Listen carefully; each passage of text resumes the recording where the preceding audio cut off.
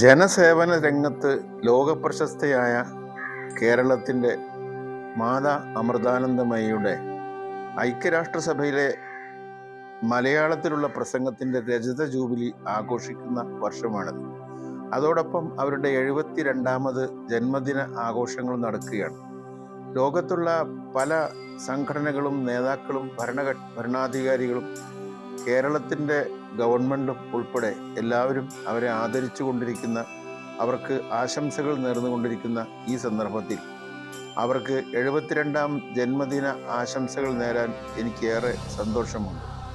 ജനസേവന രംഗത്ത്, പ്രത്യേകിച്ച് ജീവകാരുണ്യ രംഗത്തും സാമൂഹ്യ രംഗങ്ങളിലും അതുപോലെ വിദ്യാഭ്യാസ രംഗത്തും എല്ലാം തന്നെ വളരെ സജീവമായി എത്രയോ വർഷങ്ങളായി പ്രവർത്തിച്ചു കൊണ്ടിരിക്കുകയും അത്തരം പ്രവർത്തനങ്ങളെ കോർഡിനേറ്റ് ചെയ്ത് ലോകമാകെ വ്യാപിപ്പിക്കുകയും ഇന്ത്യയിൽ അത്തരം പ്രവർത്തനങ്ങൾക്ക് നേതൃത്വം കൊടുക്കുകയും ചെയ്യുന്ന മാതാ അമൃതാനന്ദമയിയുടെ ഈ 72ാം ജന്മവാർഷികത്തിലും അതുപോലെ മലയാളത്തിൽ അവർ ഐക്യരാഷ്ട്രസഭയിൽ പ്രസംഗിച്ചതിൻ്റെ രജത ജൂബിലി ആഘോഷവേളയിലും അവർക്ക് ആശംസകൾ നേരാൻ എനിക്ക് സന്തോഷം മാത്രമേ ഉള്ളൂ. എല്ലാവിധ മംഗളങ്ങളും ആശംസകളും ഞാൻ നേരുകയാണ്.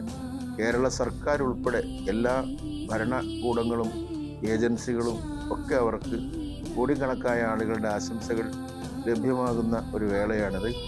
അവരോടെല്ലാം ഒപ്പം ചേർന്ന് അവർക്ക് ഞാൻ പ്രത്യേകമായ മംഗളാശംസകൾ നേരുന്നു.